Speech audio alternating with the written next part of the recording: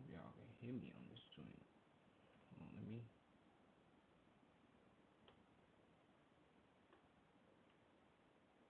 move the chat. You feel me?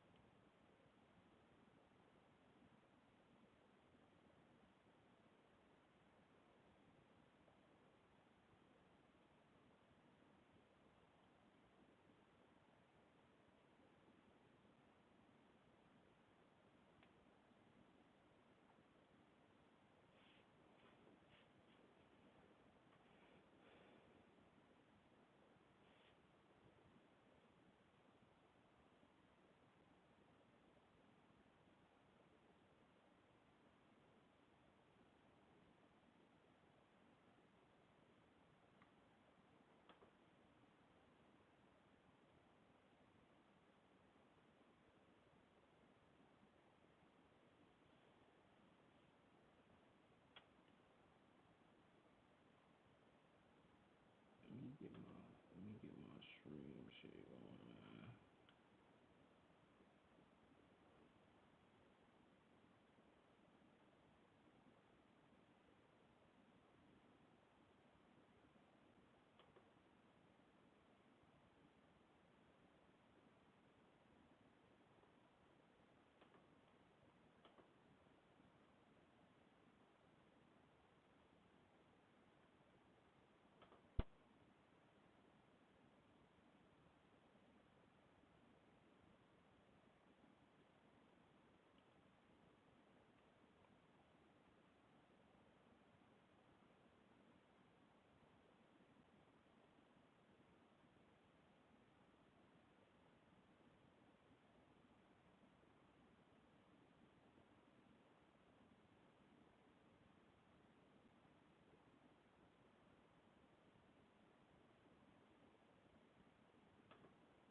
Might look better like this, didn't it?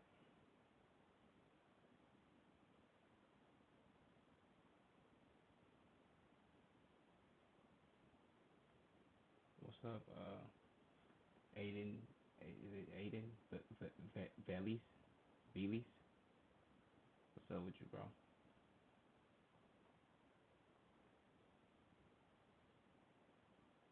Let me know if you can hear me.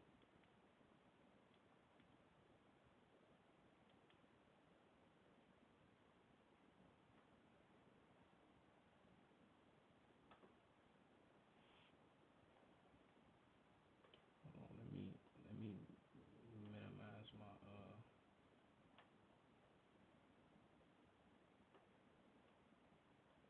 shit at OBS. What's good with you, Aiden? Where you from, bro?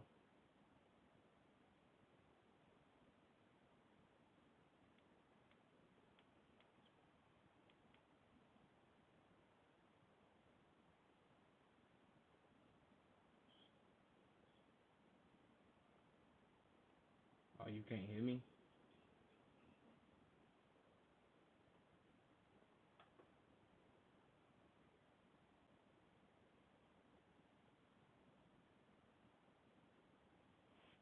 Damn, am I like too far from my shit or something?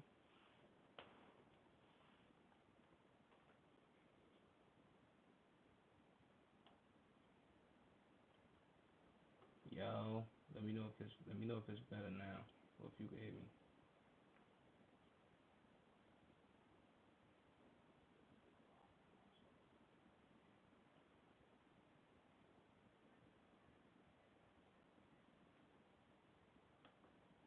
Also, let me know if this let me know if this video shit loud, or if it's too loud or some shit,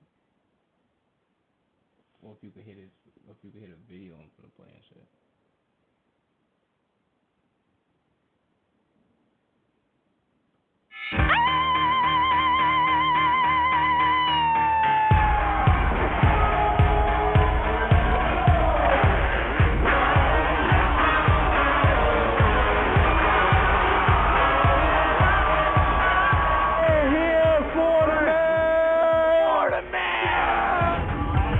sexy today.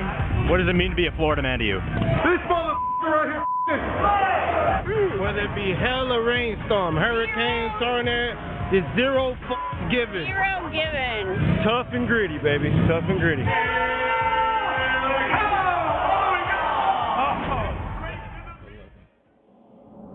Today, folks, we get to document a legendary mythical creature, the Florida Man. Men from the state are famous for crazy headlines like throwing an alligator through a drive-thru window or going on a police chase on a John Deere. These guys just live on the edge. Now, for normal people athletics, we have the Olympics, but unfortunately, Florida men feel like they just don't have something for them, for their own unique athletic endeavors. So an innovative Florida man decided to create the Florida Man Games, and Mike Bussey, one of the hosts of the event and also founder of the Sausage Castle, brings us in to see the action. A redneck Olympics that gives his kind a place to throw down, with events like brawling in a grocery store, butt-eating challenge, and stealing a catalytic converter. These guys have you entertained from start to finish. So folks, join us in rural Florida.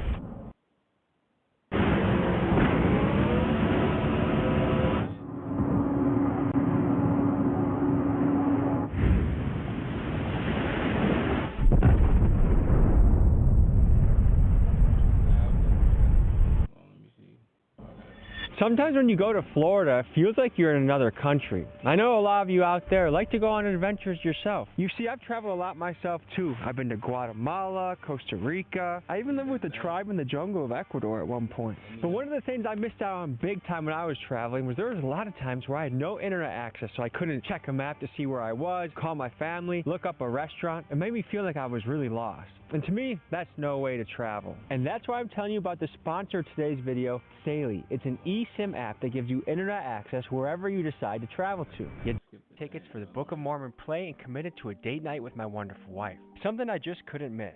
But I also knew for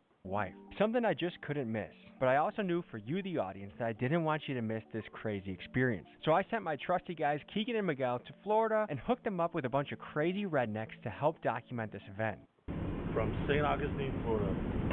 We have arrived at the Florida Man Games. It is way too early to be drinking. However, when in Rome, you know the whole saying.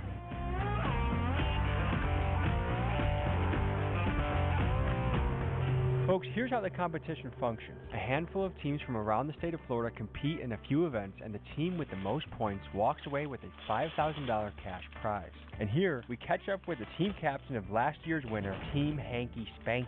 He was fired up. All right, so going back to last year, we didn't know what to expect. Pete put this out, and when I saw this, I specifically picked certain guys. So one of them is like, you got the redneck sumo wrestling. Which one do you think it is? You think it's this one? No, it's this guy right here, nonstop. We got the evade the police. You need some speed. This guy, he's built for that right there. Make sure we're not too cocky about it.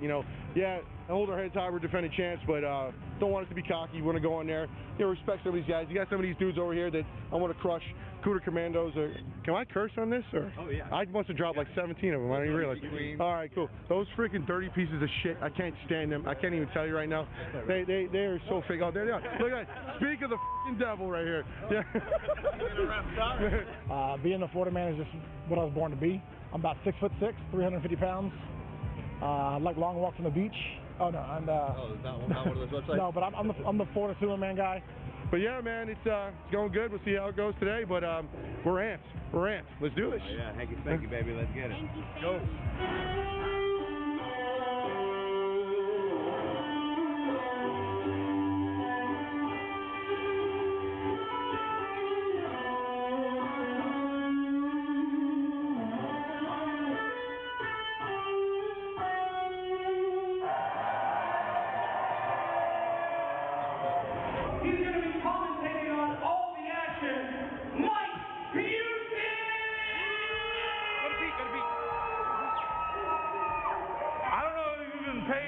But Florida is that a cheetah print muscle shirt?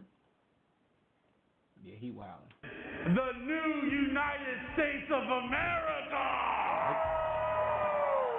Thank y'all so much for having me. I'm wondering how long until I get asked to leave, because it's probably going to get a little inappropriate later. He's going to pick out the Orlando team right now at the Florida Man Games. All right, so I get to pick 5 of you, right? 5 from here, yep. All right. I'm taking my man right here in the overalls on that beer because I know he ain't playing games. Thomas. And I got my first diversity hire right here. My man over here. How you doing, brother? Good. How are you? You got that nice little natural tan. I'm going to take him. This big guy right here because he ain't playing. The 3. We got to add some sexy, so we're going to take this lady right here. Carly, get over here. This motherfucker's the first dude to jump the fence when we call. All right, hey, first one to jump the fence. Come on. Come on, man. It's my boy. Yeah. Hey, but for real talk, though, I don't like to lose at anything. Okay. And I think y'all were the best selection in the group, so don't f*** us up, all right? Everybody and their mom knows that if you are a real redneck, you must be willing to eat some butt. So of course today's first competition in the Florida Man Games entails a top butt eater from each team competing to see who can eat pork butt the fastest. Let the games begin, brother. I wonder if I should raise my prices.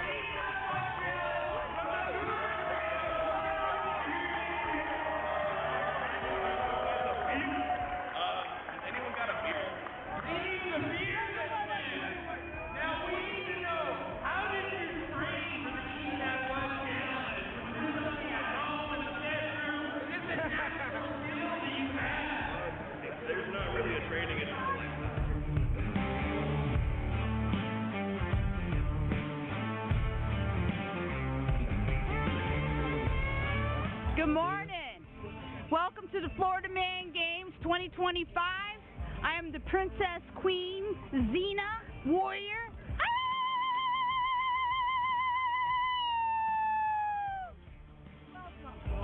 So what's going through your mind right now going into the Florida Man Games? There might be a lot of competition going on, but the most thing is have fun. Like that's what life is about in generally speaking. What's being a Florida woman mean to you? Is being an example to future generations that us women, you know, we can do things no matter how much people tell us we can't, we can. CJ, Mikey, I'm glad you guys are here. You're just in time. Mikey, how are you feeling today, buddy? Is that a live? Is this warm enough for you? Hold on. This is Mikey. This is Mikey. You want to say something, Mikey? You feeling sexy today?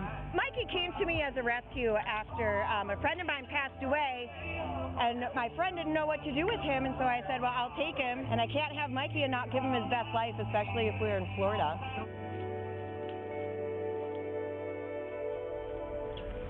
Are you guys ready to introduce the open beer pong to the Florida Man Games? In this haphazard event, each team has 3 pools to defend, one with whiskey, one with beer, and one with bong water. And if your pool gets jumped into, you must take a shot of that liquid that's in the pool. And remembering back to my high school days, I hope for the rednecks that it's not the bong water. Because the first match ever of open beer pong at the Florida Man Games, we got 2 ladies doing this. Mike Busey, what do you think about all this craziness, man? I mean, anytime it's a girl-on-girl situation, I'm here for it, you know what I mean? There you go. I hear you.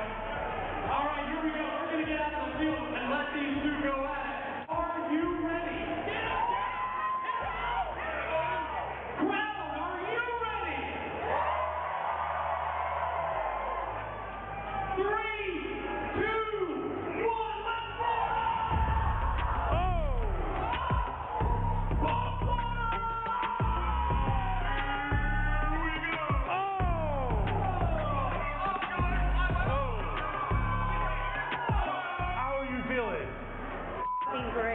Well, you look great. great. Y'all make some noise for these ladies right here. Let's give her a hand. Here we go.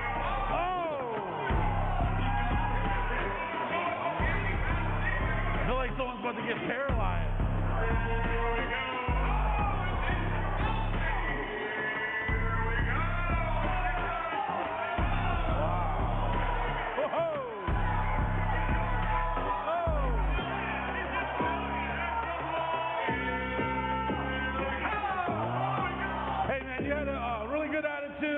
And you stood up to a guy who obviously kicked your ass. But let's make some noise for this guy. He manned up. How are you? You can't breathe in these damn things. Did he just drink the water out of that pool?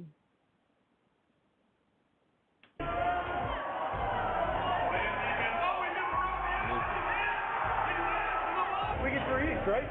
Yeah, you got 3 each. You didn't eat 3. Yeah, he got 2. No, I got 2. He had 1. No, you both got 3. What the f***? You both got 3. Uh-oh, it's getting heated down here. Uh-oh. We knew this would happen. Straight bullshit. This motherfucker right here. That's it. He's over. Human beer pong ended with chaos and dispute, with 2 of the contestants arguing over how the score was being kept. It seemed neither us, nor the judges, nor the audience could figure out who won the event. So in a disorganized fashion, we proceeded on to the next event, the lawnmower race. Do you have a car? Do you have a clean driving record? Did you know that you could pay as low as $39 a month in car insurance? How might you... Shut up, nigga.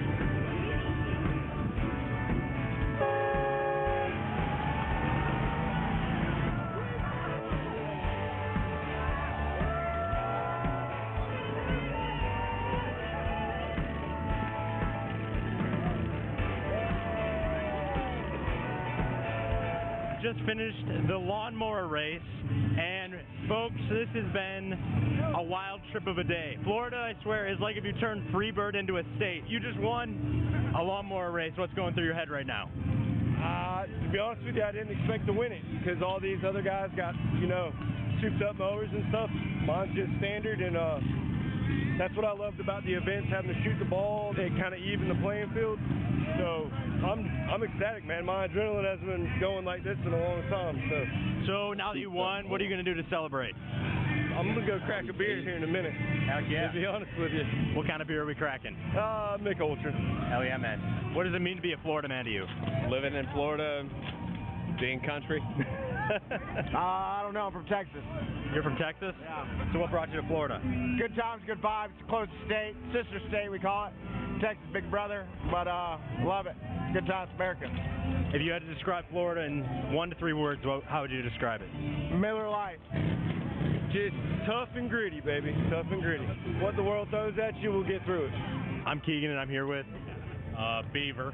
Hi, I'm Trixie Sue. And I'm Bert, but my friends call me Cletus. And what brought you guys to the Florida Man Games? Oh, I just couldn't resist the gators and all the fun I heard about. It just looked like a hoot.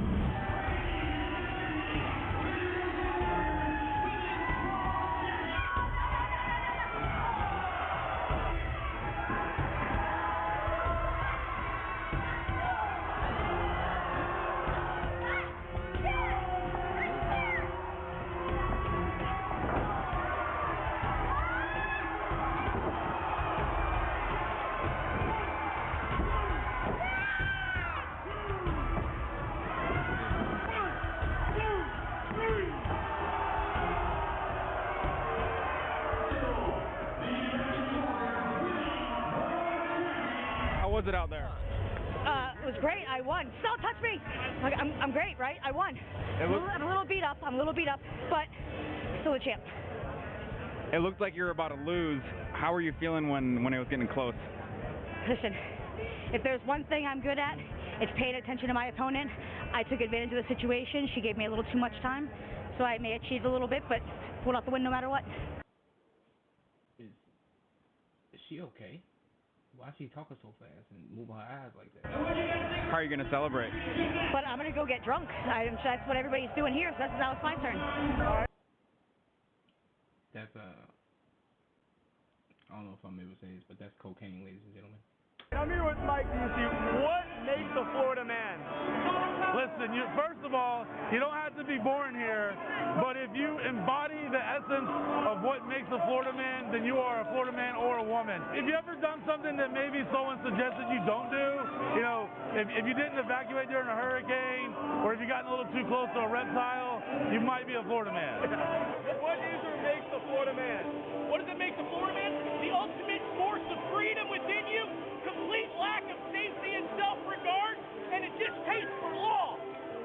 If you were to be arrested or you might happen, what would your Florida man headline be? Man, this is a true story. Man arrested at both Bush rally and Obama rally. Hurricanes are a strong part of Florida culture, and we all get to see the chaotic videos of hurricanes hitting Florida, but what we don't get to see are the battles that take place at grocery stores when Florida men wrestle and scuffle with each other to get their grocery carts filled with essential supplies. So for this Florida event, two teams will fight to see who can load the most in their shopping carts. Let the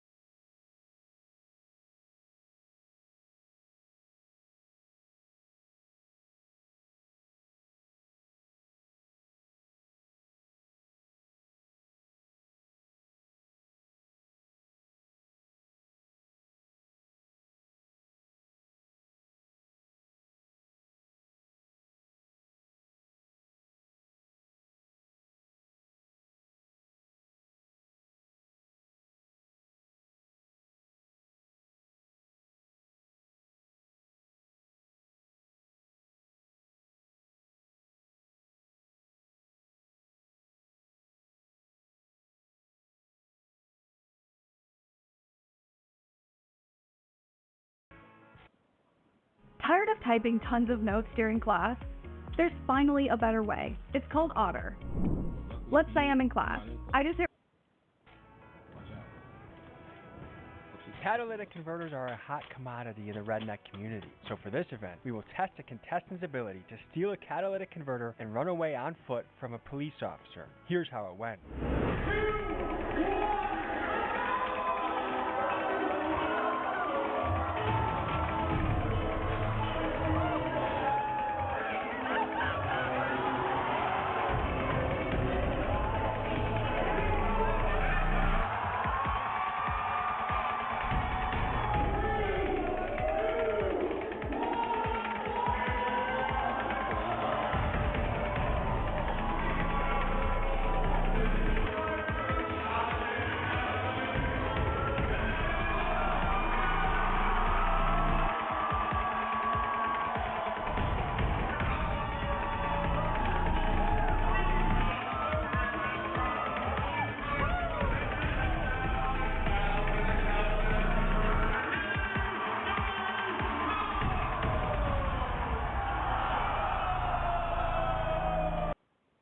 They get the police to do this?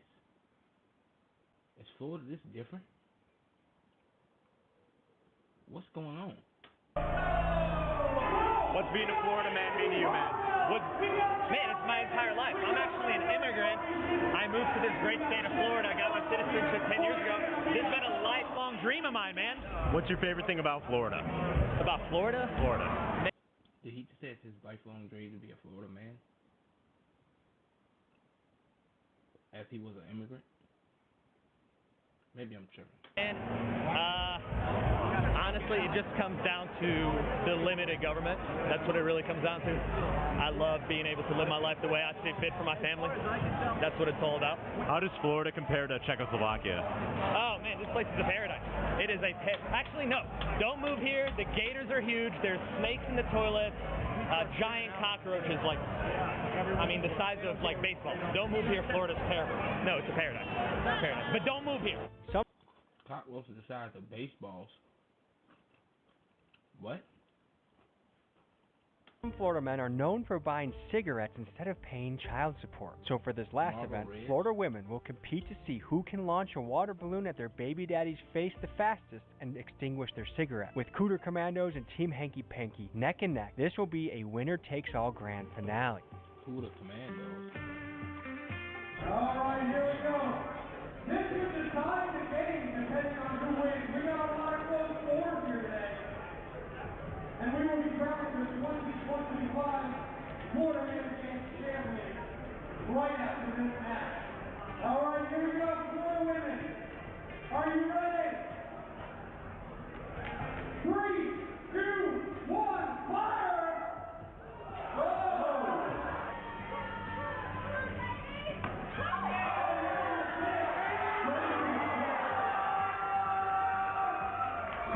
Shot for the win.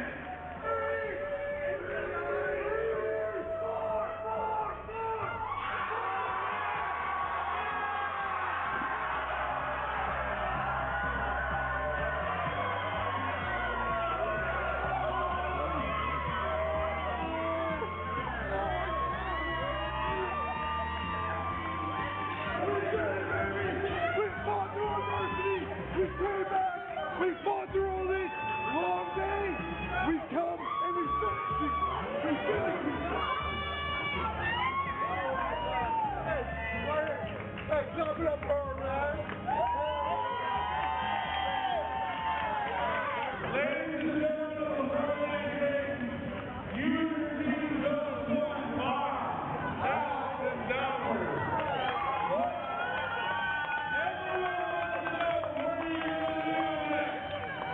We're not going to Disneyland. I don't know. Wherever the wife wants to go, she's the one that finished it. It's our anniversary this weekend, and we're going to party. Let's go!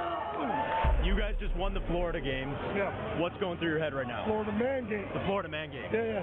That's my wife. She won.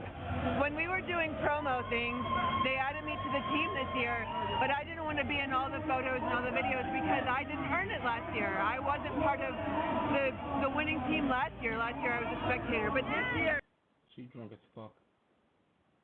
I earned it. I did it. Yeah. Now I'm officially part of the team. We started off rough. I had a fight because there were some technicalities with some points. I'm like, dude, we need to fix this. And instead of letting it get in our heads, we all buckled in and said, we need to win this event. We need to win the next event. And we just kept going, supporting each other, and we got it to this last part right here. All that effort, I'm so pumped, man. And my wife, that brings it to a whole nother level. Well, congratulations, man. Thanks, man. Yep, take it easy. Folks, thank you for tuning in this week. Next few weeks, we have a lot of stuff cooking for you. We're going to have gun smuggling, Kenneth Copeland expose, base jumping documentary. So, thank you guys. See you next week. Peace.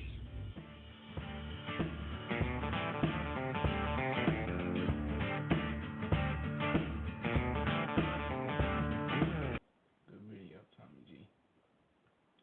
That's tough.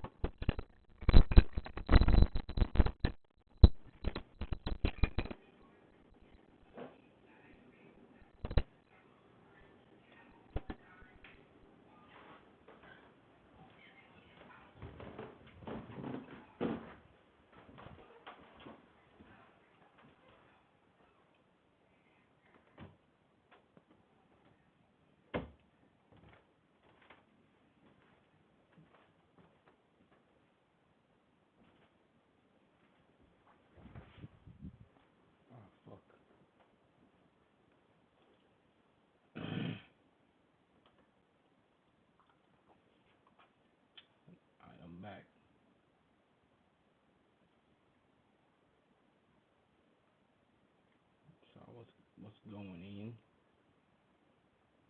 I'm assuming you mean what's going on. Shit, nothing much. Getting some reactions and shit in, man. Just trying to work on doing reactions and shit. Really just trying to work on getting good at this shit, bro. That's it. What you got going on, my nigga? Panera Bread.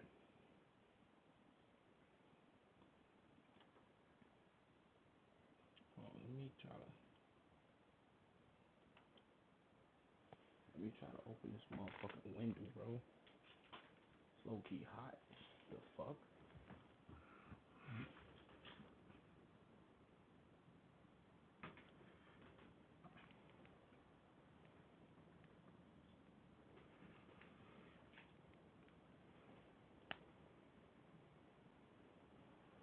I don't know if it's still a fucking dust storm going on, but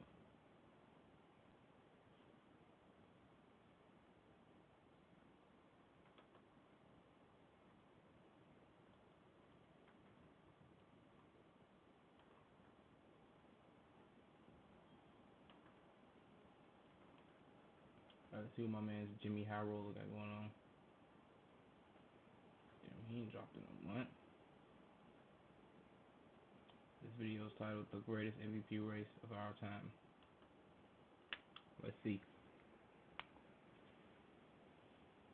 I'm an overpowered leaf blower.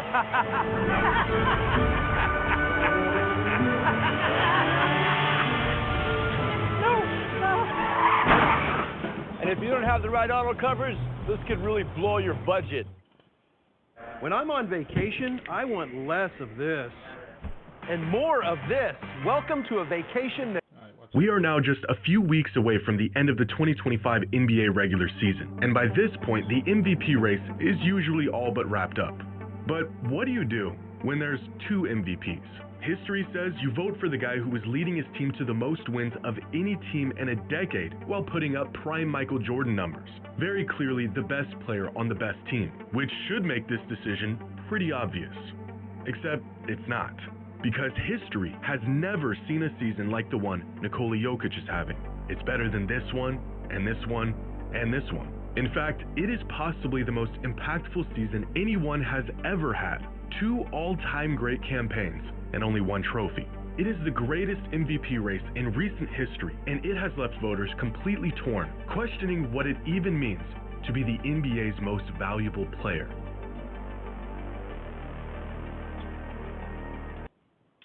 I mean, this might be a hot take. 2018, LeBron, it was at 2018 and 2019. Whenever LeBron and James Harden was competing for MVP, I personally think that might have been one of the greatest MVP races.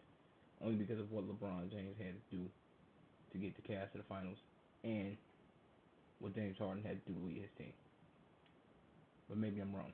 I don't think I am though. Today's video is sponsored by DraftKings. It's that time of year, my friends. The NBA season is bounds, 3-pointers, customers who play just 5.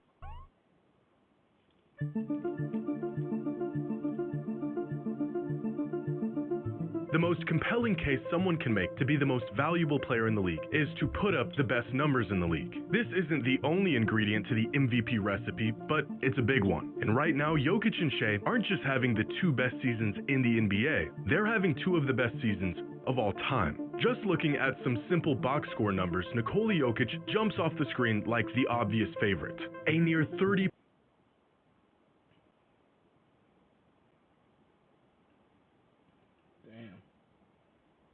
I mean, the fact that Shea is shooting 52% from the field as a guard is crazy.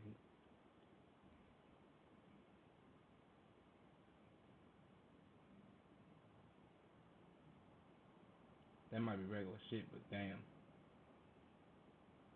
I don't think it is. 3-point triple-double on nearly the best efficiency in the entire league, and the first player to even win it. See, that's the thing, though. I feel like them glazing his season, and they called Russell Westbrook a stat pattern for doing the same shit that he did.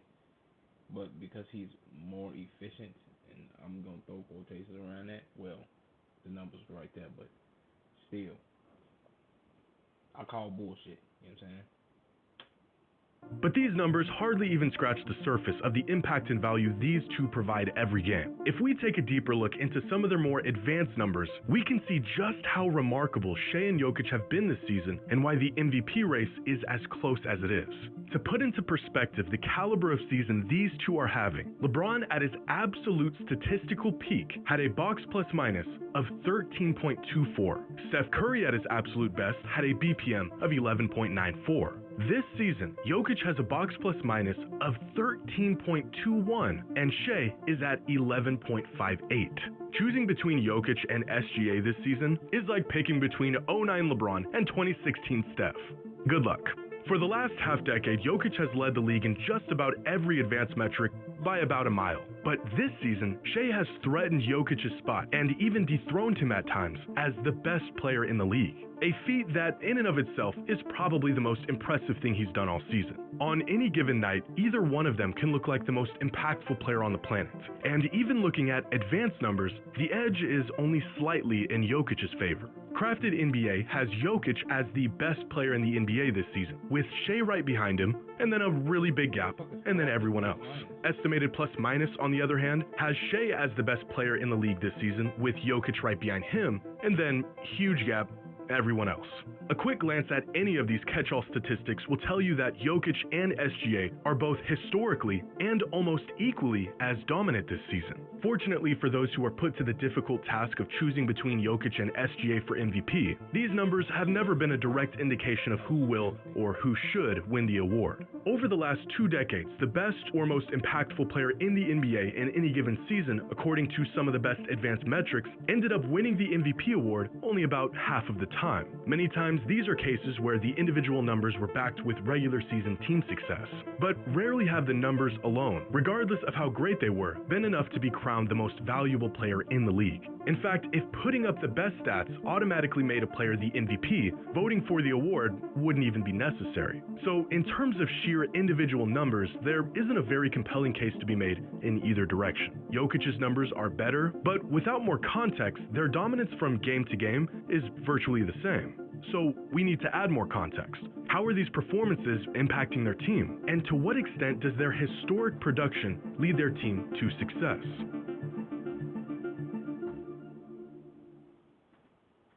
It's like Bam Adebayo, my cousin got this, look at what we got. Yeah, keeping the pages like Bam Adebayo, my cousin got this, he ain't sending no. Watch out, that's hot trash. I'm not listening to that, boy.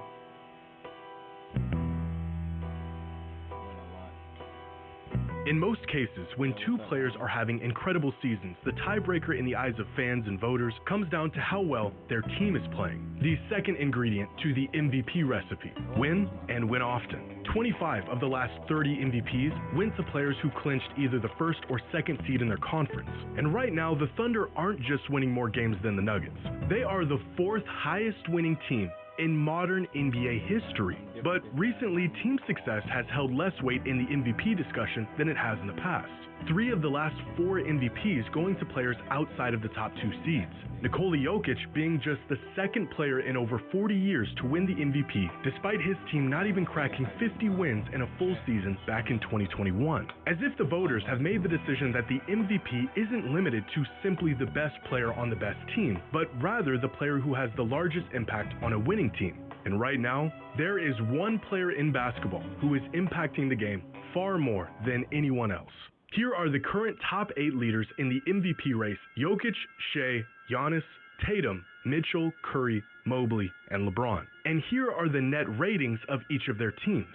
Shai has put on a masterclass all season, leading the Thunder to be not just the most dominant team this season, but the 2nd most dominant regular season team in NBA history in terms of net rating. And for many people, the overwhelming team success the Thunder have had this season is enough to push Shai into the lead for the MVP. But value isn't just when your team wins.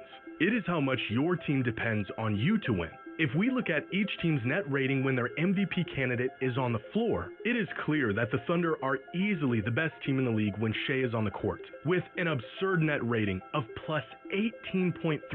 This means that when Shai is on the floor, the Thunder are nearly 20 points better than their opponents per 100 possessions, followed by the Cavs with Mobley, the Cavs with Mitchell, and the Nuggets with Jokic. But the most revealing measure is the difference a player makes for their team when they're on the court versus when they're off the court, where Nikola Jokic jumps out as by far the most valuable and important player to his team in the entire league. His presence on the floor is the difference between the Nuggets being a net negative 8.2 points, bordering the worst team in the NBA, and a plus 10.6, one of the best teams in the NBA. For many of these MVP candidates, their team can still compete at a high level even when they're off the court, like the Celtics without Tatum, the Cavs without Mitchell or without Mobley, the Lakers without LeBron, and the Thunder without Shai. Steph and Giannis are the only other MVP candidates who elevate their teams from below average to title contenders. But without Jokic on the floor this season, the Nuggets are nearly the worst team in the league. Now, it's worth considering who these players play around when they're on the floor. A rotation that tends to keep starters together is bound to favor those in that starting lineup compared to a rotation that pulls and plugs periodically. For example, if Jokic tends to play with starters more often than not, but SGA is constantly playing with rotational players, Jokic's numbers are going to appear better on paper because he's playing alongside a better group. And so I looked into this. How many possessions these MVP candidates have played this season, and how many of those possessions were exclusively with the starting lineup. And it turns out that Nikola Jokic does have the benefit of playing with the best players on the Nuggets more than any of these other candidates play with theirs. 17% of all of his minutes on the court coming alongside the Nuggets starters. For comparison, Steph only plays with the Warriors starting lineup 9% of the time. But in most cases, this number is negligible. For example, Giannis plays with the Bucks starters virtually as much as Jokic plays with his. And at most, the difference in time these players see on the court with their best unit varies by less than 10% of their total playing time. In other words, it doesn't really matter who Jokic is playing around. He rises the tides for his entire team significantly more than anyone else in the entire league. In fact, according to Cleaning the Glass, when you translate these on-off splits to an estimation of impact on Denver's record, the Nuggets are a staggering 45 wins better as a team when Jokic is on the floor versus when he isn't. For comparison, Shai's on-court impact on the Thunder projects to them being about 15 wins better as a team. But this is where the discussion becomes a matter of what you value most in your most valuable player. Because while Jokic elevates the Nuggets to one of the best teams in the league, Shai elevates the Thunder to being one of the best teams of all time. Is it more valuable to drag your team from being bad to being in title contention? Or is it more valuable to elevate your team from title hopefuls to overwhelming title favorites? This is essentially what the MVP race is boiling down to. A player with ungodly numbers propelling his team to compete at a level they have no business being at, or a historically great scoring juggernaut who is the sole leader of the best team in recent history. And the answer to this question may boil down to a third and final ingredient to the MVP award, a factor that is often ultimately decided who has won in the past and will more than likely be the deciding factor this season.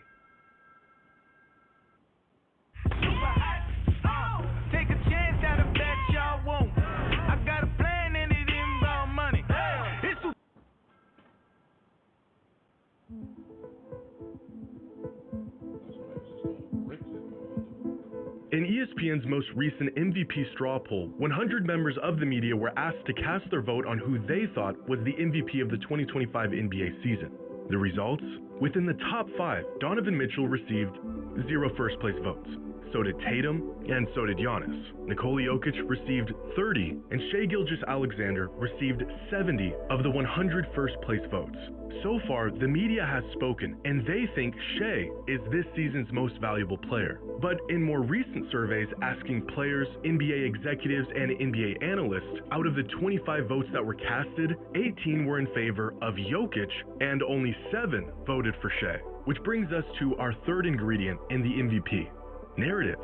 Beyond what you do on the court, the story has to be in your favor as well. And at the moment, every narrative is beaming directly at Shai Gilgeous-Alexander to become this season's most valuable player. First and foremost, he is the best player on the best team, a formula that has led to more MVPs than any other. While Jokic is fighting the uphill battle of voter fatigue, Shai is ripe to receive his first MVP. He's not just having a great season, he's having an all-time great individual season. He plays both sides of the ball, he is the leader of the NBA's brightest young team, and in a league that's been searching for a fresh face, Shai is front and center. SGA has what I consider to be the perfect MVP resume this season. He checks every single box for what you would want in your most valuable player. He has the marquee performances, he has the momentum, he has the caliber, and of course, he's never won it before. But narratives can also lead us astray. They can allow our emotions to dictate how we perceive what we are actually seeing. And that's where precedence gives us points to reference in search for the most fair and accurate conclusion. It allows us to not be prisoners of the moment, but instead consider the history of the game and the unwritten rules we've abided by up to this point. Precedence tells us that no matter how great a player is, winning 4 MVPs before making it to the finals even twice is completely unheard of, even for the greatest players to ever play. For this same reason, voter fatigue is a frustrating but very real thing. If the MVP award purely went to the most valuable player in the league every season, Michael Jordan and LeBron would each be sitting on about 8 of them right now. Instead, the award sort of blends from one season to the next, taking in the context of everything that came before it and the consequences of it. Decades ago, MVP voters decided that the award was not reserved for the best player, or even the player having the best season. Instead, it was an award that had multiple ingredients, multiple boxes that needed to be checked off. But even by their own criteria, what qualified a player to be the MVP was changing all the time. If it was simply the player having the best season, Michael Jordan would have won it about 8 times. If it was the best player on the best team, Michael Jordan would have won it about 8 times. But instead, he has 5, which has essentially set a firm benchmark on how voters vote for the foreseeable future. Voters messed up by not rewarding MJ with the number of MVPs he rightfully earned, and so every player that came after him is held to the same arbitrary, convoluted standard. As one fan put it, sports writers regret not giving Jordan all the MVPs and now punish everyone after that like it's a Supreme Court case and not just something they could change at any time. A case of we do it this way because we've always done it this way. The MVP award should be given to the which is just being long-winded for saying we gonna eat Mike dick for as long as we can, bro, and we gonna fuck everybody else over. Dick riding ass niggas. Most valuable player in the league. But it's not quite that simple, and it never has been. To make the argument that Jokic deserves the MVP because he is objectively having the best season in basketball right now would be the most logical conclusion. But it would also be ignoring the 78 years of history, tradition, and expectations that we have come to follow. Based on the responses to this discussion so far, it appears that now more than ever, the players and the people involved in the NBA from game to game view the award as a reflection of simply who is the best, most impactful player, and the media looks at it through the lens more of story and narrative. And in the end, it is the media who gets to vote. With less than a month left in the regular season, the race for the MVP only seems to be getting tighter with each game. And in what is shaping up to be the greatest MVP battle we have ever seen, voters will have to either stay the course and vote for a player that has built a near perfect MVP case, or make a rare exception to a player that is quite possibly having the most impactful individual season in modern NBA history.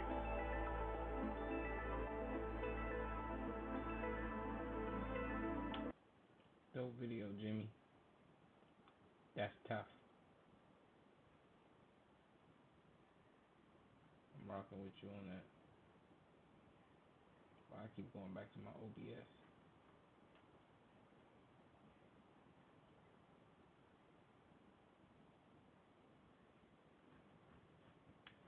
Let me check out something over here, man.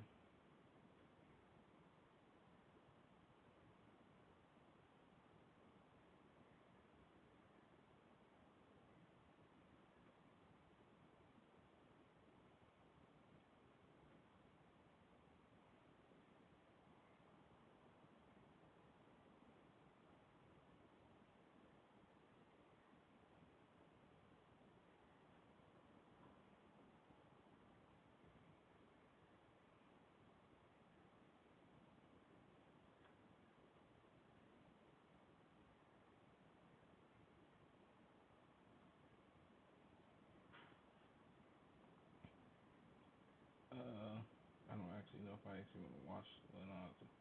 Fuck, we gonna check it out. So I ain't heard nothing about this dude. I don't know how long.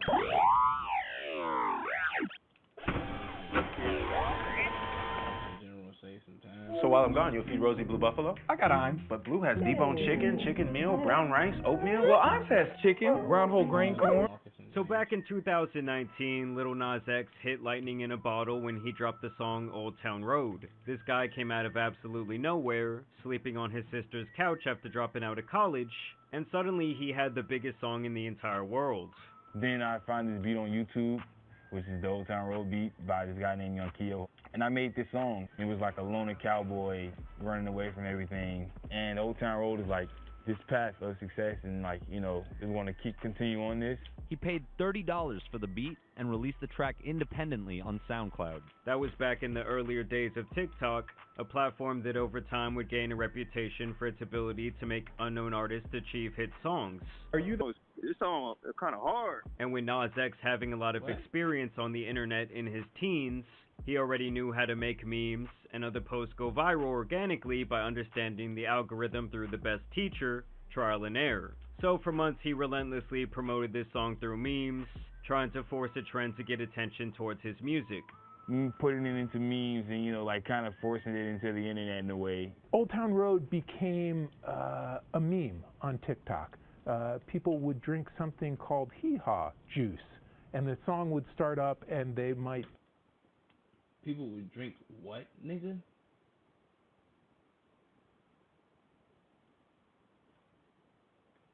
I'm not even sure I want to react to this no more.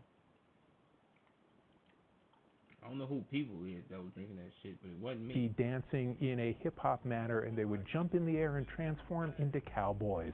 The song became a trending sound, and I really feel like the mixture of modern country over a trap beat really helped create this independent hit. Is Old Town Road by Lil Nas X a country song? Yes. It is also a hip-hop song. It is a country trap song. It is both. And once Columbia Records got their hands on Lil Nas and Old Town Road, they were highly incentivized to capitalize on its success, and really to make Nas a superstar while they do so. How did you get to this money? I made a song about horses. And when Billy Ray Cyrus would hop on the remix only 4 months later, it turned this bonfire into a full-blown inferno. If you go to my past tweets, like 2 days after I put the song, like, Twitter, please help me get Billy Ray on there, because I was like, Billy Ray Cyrus would be perfect for this. He said, hey, we got this thing with Love for Your Husband to hear it, and I actually... Who is this? Why is he in the corner? Like, who is this nigga right here? I know Billy Ray Cyrus. Shout out Billy Ray Cyrus, man. Shout out Hannah Montana. I used to watch that as a kid. But who is this? Who's this big bell pepper nose ass nigga? Stood up out of my chair. I stood up and go, God, I love that.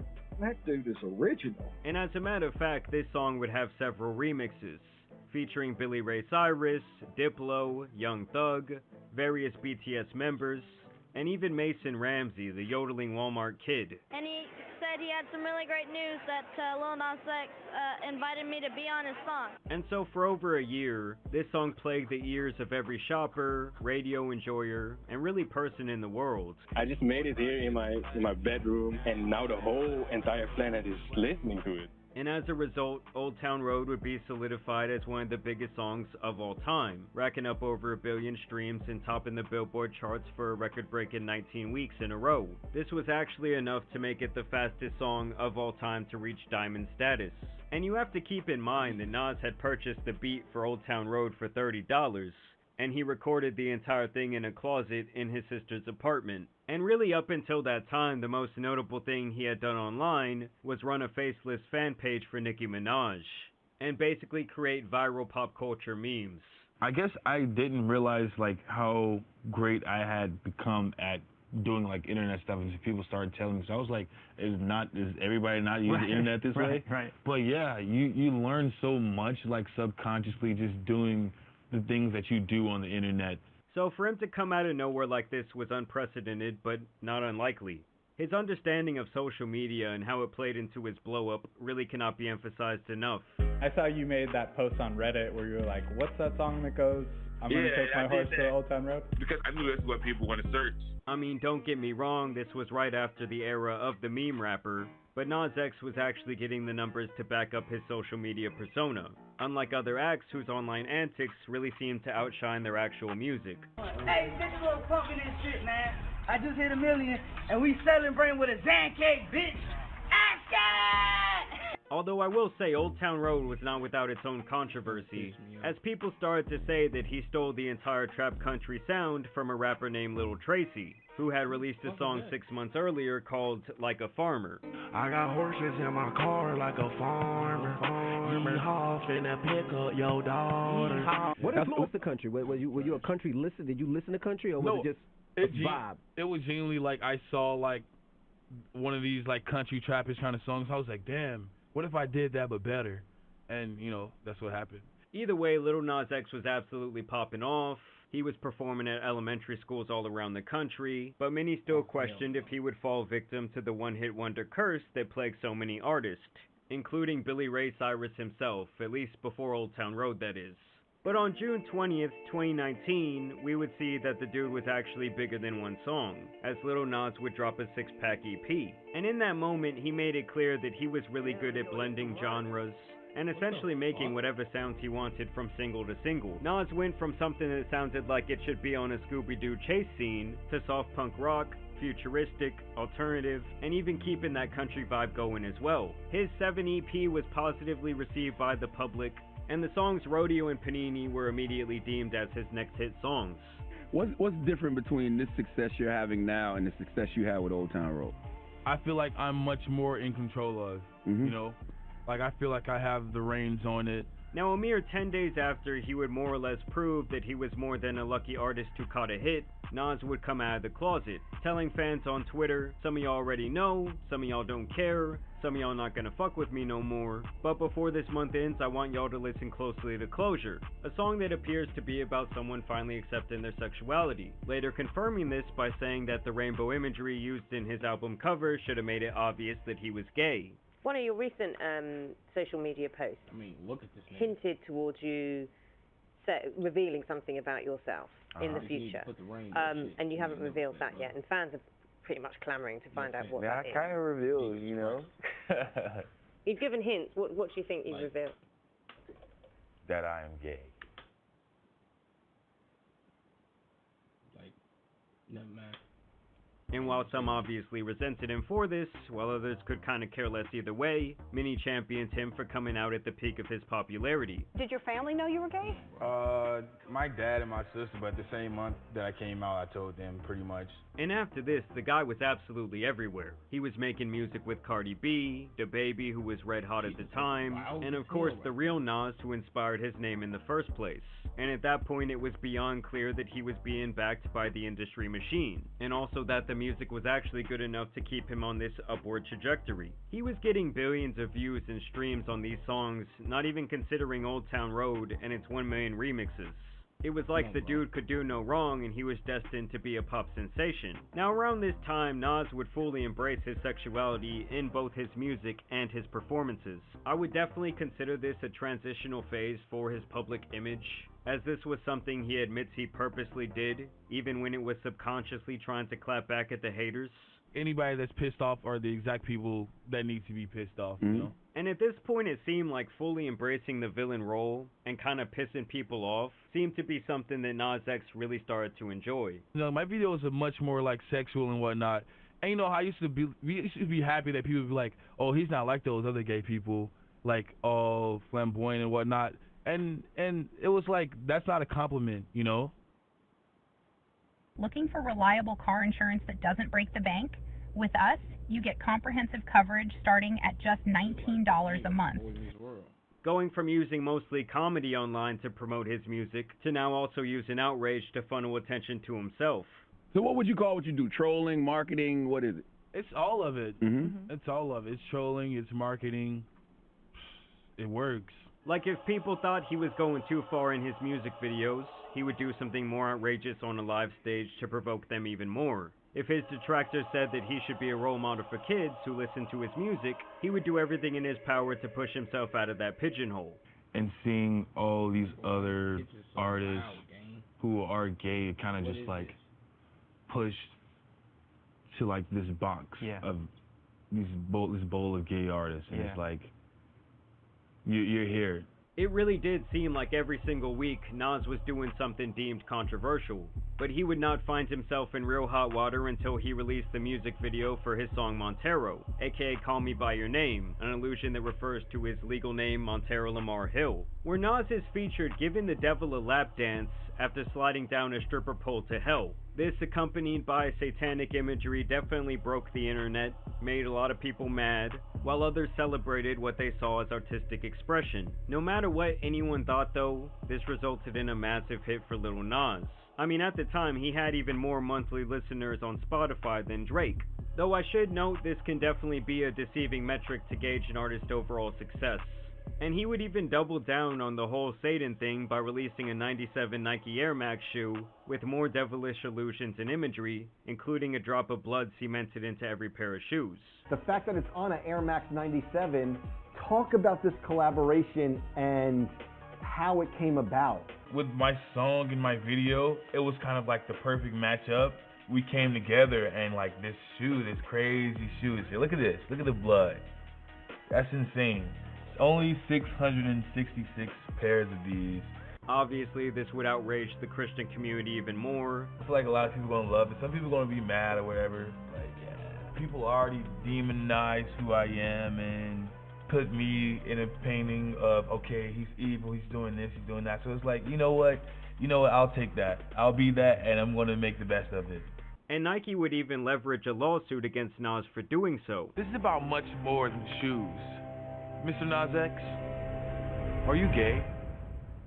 What does this have to do with the shoes? As this was an unofficial collaboration to say the least, and this would be the first, but definitely not the last time that Nas would go to war with the Christian community. From here he would put out a myriad of hit songs, including Sun Goes Down, That's What I Want, Industry Baby with industry plant Jack Harlow, as well as other songs that were well received. Though at that time, he would admit that he feared that his career and overall identity would always be wrapped up in Old Town Road. Did you ever feel like Old Town Road was bigger than you?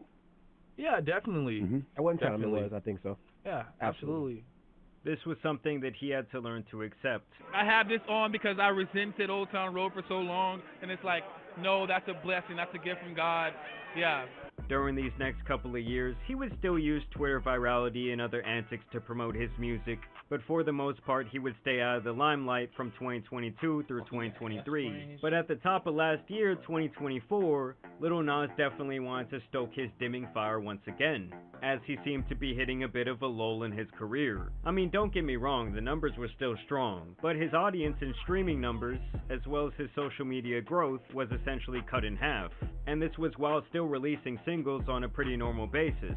After all, with him being a pop artist, an album does not necessarily mean much, and I feel like his, or at least the label's strongest strategy, was to try and make every song a spectacle. Meaning, fuck this big body of work, we want the next big hit. And so he turned to his old bag of controversy, going even harder at Christianity directly with his song J. Christ, where he is pictured as his version of Jesus Christ as well as the devil.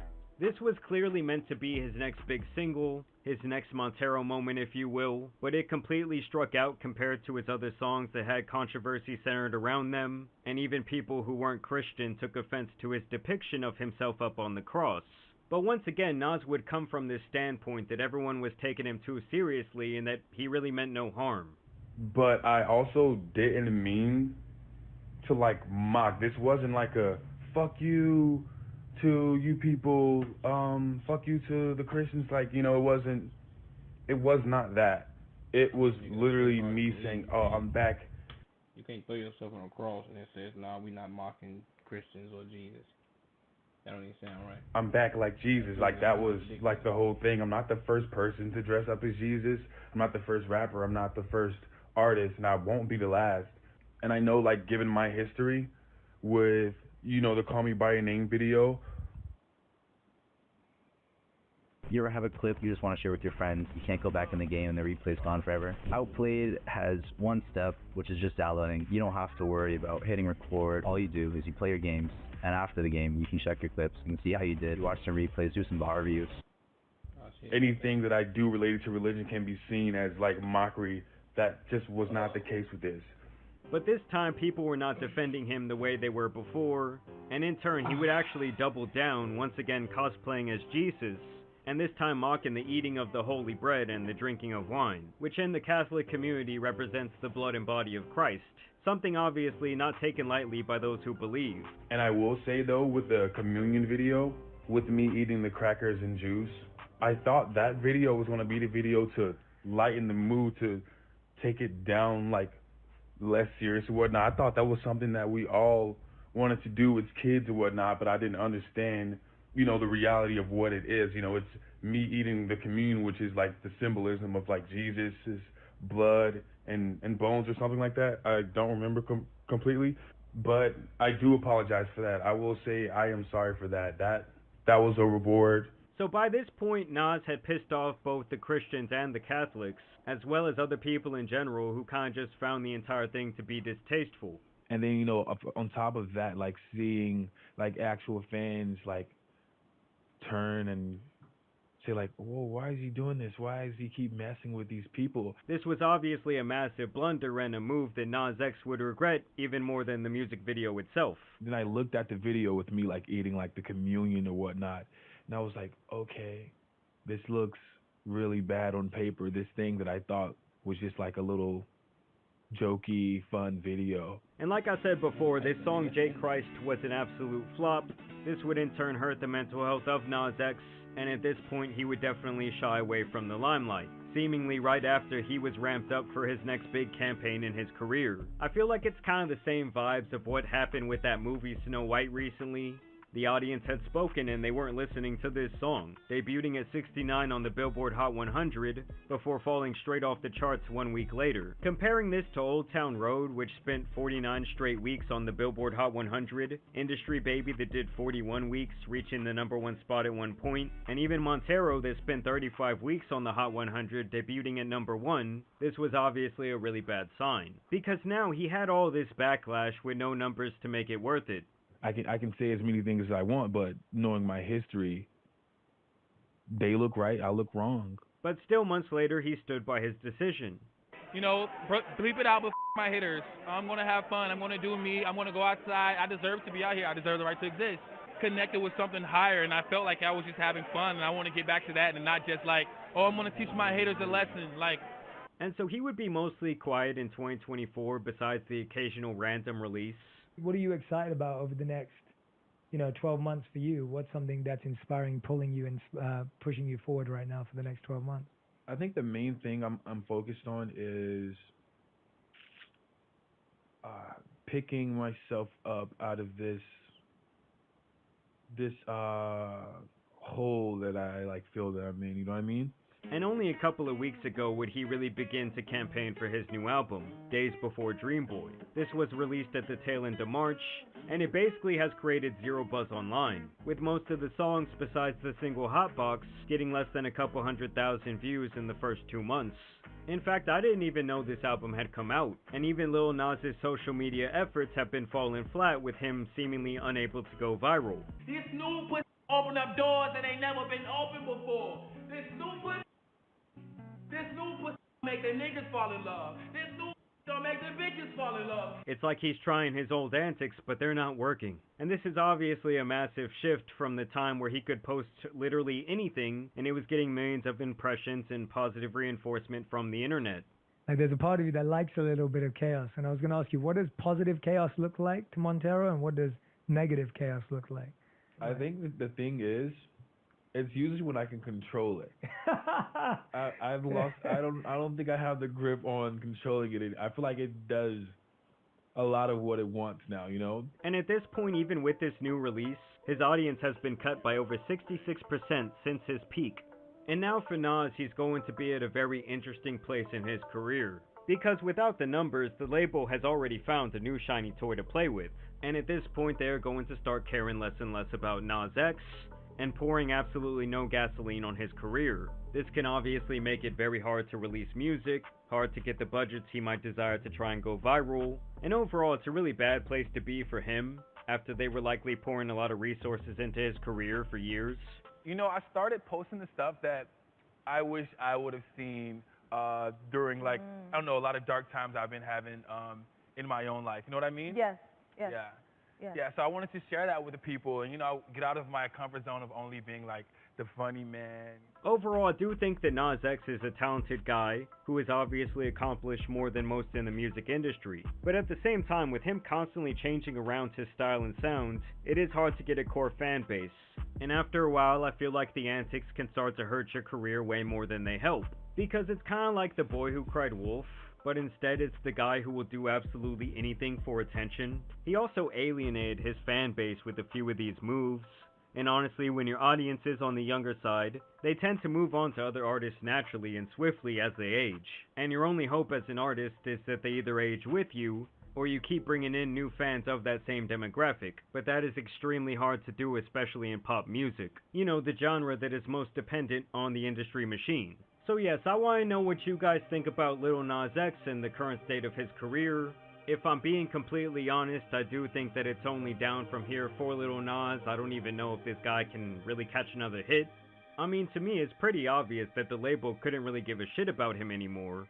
The effects of the memes, the effects of the comedy, the effects of the controversy, it's all kind of worn off. And I just think at this point there's really not that many people that genuinely care. So y'all let me know y'all's thoughts down below. I also want to thank you guys for watching today's video, dropping a like and subscribing. But as you guys know, it's been your boy the Tan Superman, and some other fallen artists out here need to be covered. So I'm out. Peace!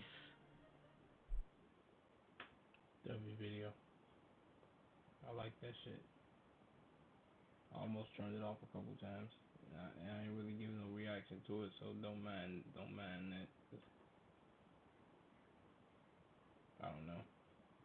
Fuck that though.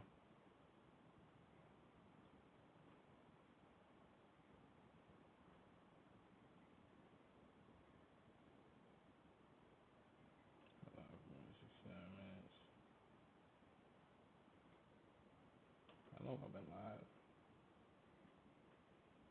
Hour. I'll get in another reaction before I get up off this joint.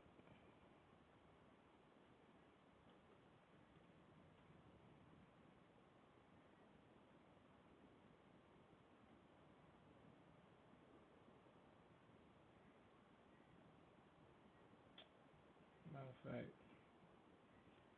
I don't know if I should. Matter of fact, I'll do it. I wonder if I should raise my prices. So it has been 4 months at this point since Haley Welch, aka the Hawk Tuah Girl, launched her meme coin. Okay, y'all, drop your Solana wallets. I'm giving out some meme coins for free. What NF2 should I get next? I want to go shopping after the fight. Then of course she promoted it relentlessly on Twitter. My Hawk meme coin is live! And then allegedly pulled the rug out from under her fans' feet. Now whether this was the work of her development team of clowns or herself, it was a horrible look for the walking meme. So horrible in fact that it sent her into a slumber that would make Snow White jealous. Hey guys, I hate to interrupt you, Nick. Hello there. But anywho, I'm gonna go to bed, and I'll see you guys tomorrow. Many months later. Well, welcome back to another episode of Talk to Him. It's been a hot minute since we've been back here. This, of course, happened after CoffeeZilla would absolutely dismantle her and her team during an hours-long Twitter space. This is one of the most miserable, horrible launches I've ever seen in my life. Okay, then why the fuck are you on? Now, I have no idea who thought this would be a good course of action for her career. I mean, it is common knowledge at this point that meme coins kinda suck, and by the time they get popular enough for the average person to even hear about them, the trap has already been placed, the coin has likely been sniped, and most will be left holding the bag. And I thought that she was still asleep over 100 days later, but now she is officially back with her Talk to a podcast. Now, at first, she did actually tease her comeback with this Instagram video. Haley Welch dead. The Hawk Tuah Girl has died. Whew. Hawk Tuah Girl is sparking pregnancy rumors after candid photos of viral. My bad. Breaking news, the Hawk Tuah Girl is not missing. She's pregnant. Oh my god! Ooh. What's going on with that Hawk Tuah chick? she going to jail? Anywho, do I get a phone call? The Hawk Tua girl. No one knows finance quite like Miss Tua. Haley, get your ass up. We got stuff to do. I'd rather stab my eyes out than keep watching this. Like, what is this? Like, what are you doing? So obviously she's having her jollies with the online rumors. I found it hilarious that her Instagram bio still says influence for good, but either way she has now made her official return to podcasting, featuring none other than KSI. Whoa, hot tour.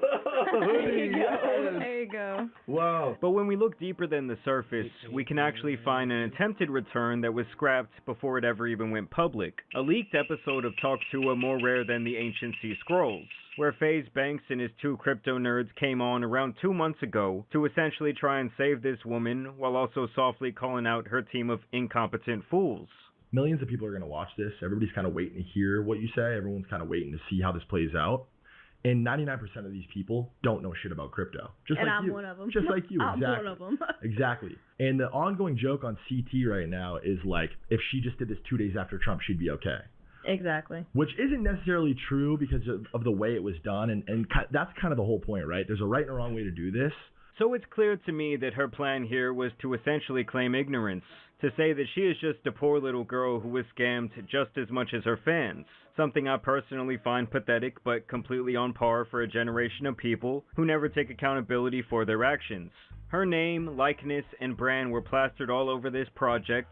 She was pretty much the sole person to promote it. Oh yeah, if I want a meme coin, can I give you some tokens? Yeah, I'll give you my wallet. And it was clear from the very start that it would never have any actual community, much less any form of utility. Okay. But are you sure you're going to launch? I don't know. I'm not as big a fan about meme coin. I don't think you can claim ignorance on something that you promoted, even if they told you, like, yo, promote this. Unless you're just dumb enough to be like, yeah, bro, fuck it, I'm going to promote it, even if you don't tell me what it is. Yeah, I don't think you can really claim ignorance. It don't really work like that, you know what I'm saying? Even if it did, people ain't going to believe that. No bullshit. I love crypto, but you can make some money from it. There's no doubt about it. No doubt about it. I'm very new to it, and I'm still learning what it is. A few moments later. My Hawk meme coin is live! I want to start by saying thank you to all my true fans and all the people that actually watch my stuff and they keep up with me. We're trying to sort out all the pieces and stuff to like get all this figured out and make everything right. Oh my god, I'm gonna cry. No, don't cry. Don't cry. You're adorable. Just give us a minute. minute. Okay. It's gonna be okay. It's mostly important that your network and the people that you trust to walk into this market are exactly that, people that you can trust. I think that's where I messed up. For sure. Now, to be clear, the people who bought into this are equally, if not much more stupid than Hawk Tua herself. But for her to have the audacity to do anything but apologize with maybe a ukulele, and instead to just point her finger and blame other people, to me is insane. But hey, she still had time to squeeze in a quick sponsor segment. Money, oh money, oh I love thee. Alright you guys, I only got one sponsor left because there's some real ones and they've stuck with me since every bit of this started. Are you having trouble trying to keep up with your professor? You've got to try Otter. Here's how it works. Let's say I'm in class. I just hit Watch out. Game Time believes in me, y'all, and I believe in them. Game Time's more loyal than most of y'all's mans out here. This podcast ain't going nowhere, and neither are them Game Time deals. So Banks brings his friends who are apparently crypto experts, and they try and get an explanation from her and her lawyer. Hawk claims that she was brought into this opportunity by someone who over-exaggerated their qualifications, and that pretty much everything in the promotion of this coin was just scripted stuff that she was told and paid to say. CoffeeZilla got on there. That scary guy, let me tell you, don't ever want to have a conversation with him. Well, see, that's how it got brought to me. It was supposed to be done the right way. Like, it was going to be good. Like, half the money, it was supposed to go, like, into my charity. That's really why I agreed to do it. Just for the simple fact, putting money into that. It was a way to, like, get all my community gathered up together. It was just, I don't know. It was brought to me in, like, a positive way. Like, it was going to be something good and long-term, but it didn't go that route at all. Next, the lawyer comes in and admits that Hawk Tua received $125,000 up front for using her name and likeness on this project, and that she was supposed to receive another $200,000 after it was officially launched. And on top of that, he claims that she was supposed to retain 5% of the overall tokens that would only pay out partially after 1 year's time, and then periodically throughout the next 3 years. It was very publicly set up like wrong. By having like a pre-sale, posting the wallet address beforehand, a sniper made $1 million right when it went live. These were kind of just like really bad practices for like an organic meme coin. There was a 17% allocation. Most of the pre-sale investors, my understanding is, were based in Asia. Okay.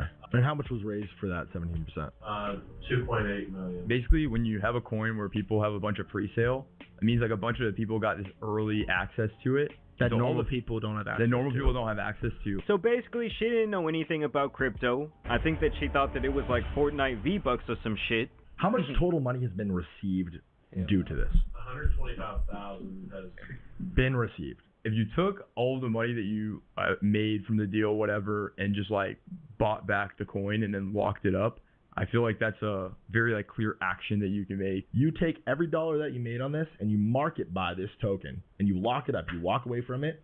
You don't ever see that money. You can never touch it again.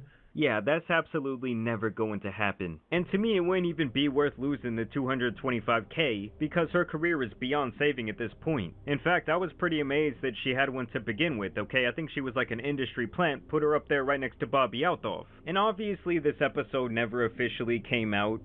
Well, I ain't gonna say she an industry plant because I remember seeing Dude's original video and shit like that. And that part of the video just got clipped and people put it out there and it blew up, so can't call her industry plant on that one.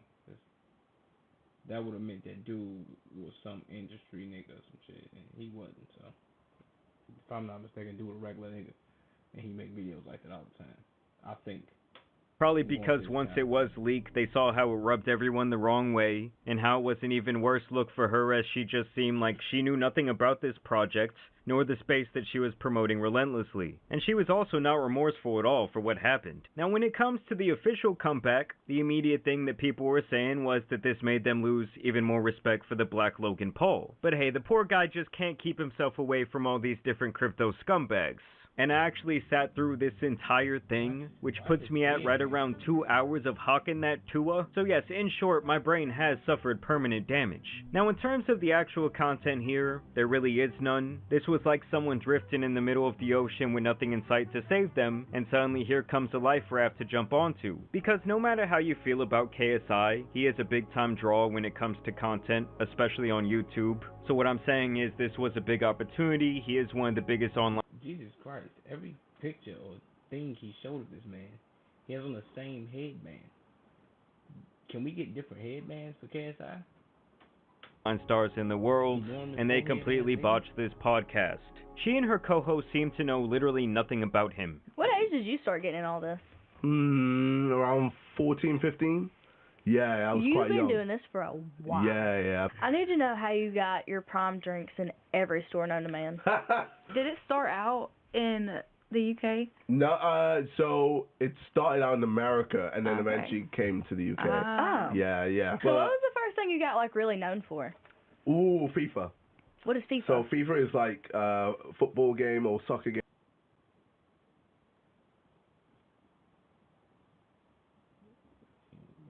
Where I know you pass the ball around the pitch and then you put it in the net. Oh, you come up with that? No, I did not come up with FIFA. No. Like, why not come on prepared with some great questions for him? Read into what's been going on in his life or what he has on the horizon for his career.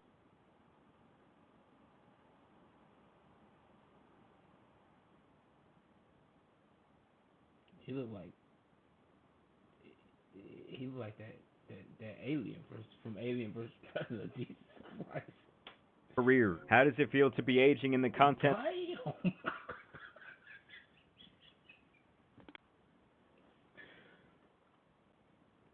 Holy chrome dome. Like, nigga, damn. This nigga head look like, nigga, ride shield head ass, nigga. And space. Have your parents always been supportive of what you do? Do you think your little brother feels like he lives in your shadow? How do you navigate your true identity and your online persona? Why do you think that people resonate with your content for over a decade? These are questions that just came off the top of my mind. And I mean, some of the stuff they ask him is just downright disrespectful. How old are you? So I am 31. 31. Yeah. When did I you would start? have never guessed that. Really? How old Really? did you think I I was? was thinking like 25, maybe. What? Yeah, I don't know. We both assumed that. 25? Yeah. Yeah. We didn't Oh look my it up God. either. But I didn't know. Yeah. I didn't know that you like started out like at an early age. What do you walk out to? So normally just my own music. Oh. Yeah, so You've been to the U.S. a few times, right? way too many times. Do you have a favorite state or anything? Like he couldn't even skim his fucking Wikipedia? And as a matter of fact, I have to applaud KSI for carrying this podcast. He is more inquisitive than her, who is supposed to be the interviewer. And keep in mind, they flew all the way to the UK to do this, And we may or may not have flew to London to get a very special guest for you. and they were still somehow completely unprepared. We also learn here that even Jake Paul, of all people, had to jump off of this burning ship. Some of you might remember that he appeared to be the one driving this boat, coaching her up and extending her 15 minutes of fame. Now we're the official owners to talk to her. This, I know, is going to annoy Jake Paul. Oh, definitely.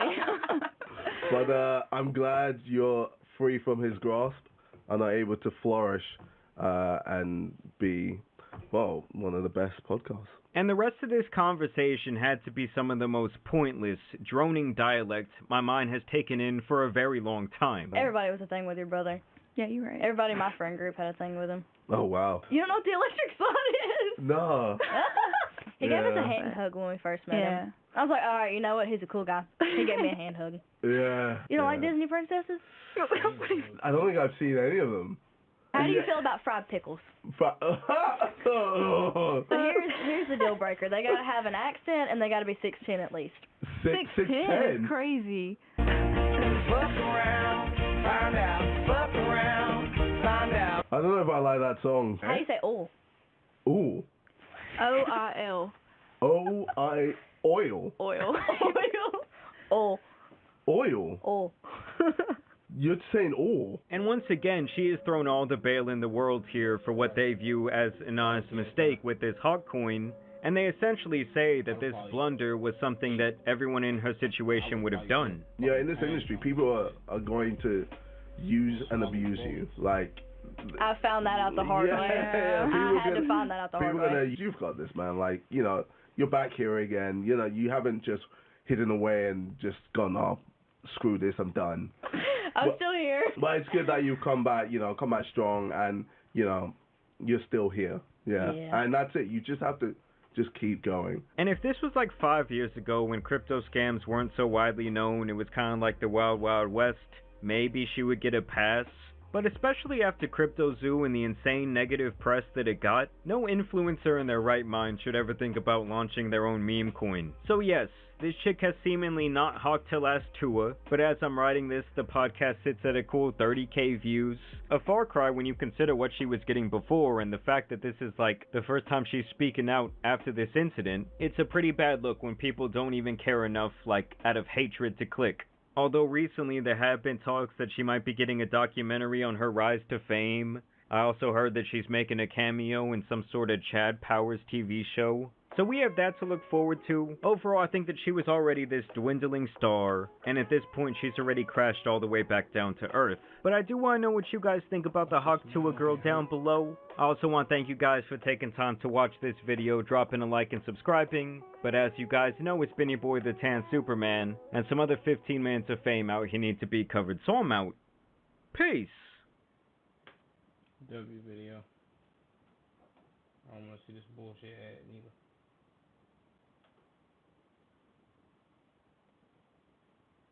Shout out to that nigga for keeping me hostage for all that time.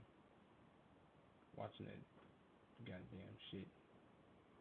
But I'm about this bitch, y'all. This is my second desktop stream. Had to get some reactions and shit. I'm definitely gonna get a little better at this shit, man. Well, fuck it. Fuck a little bit. I'm gonna get a lot better at this shit. And what the fuck was I gonna say? I'm gonna get a lot better at this shit. And do my motherfucking thing, bro. But I'll get up with y'all niggas. Give me about an hour, maybe 2. I'm gonna go, I'm gonna stream on my phone and shit. Or I might get back on here, who knows. But I'm out.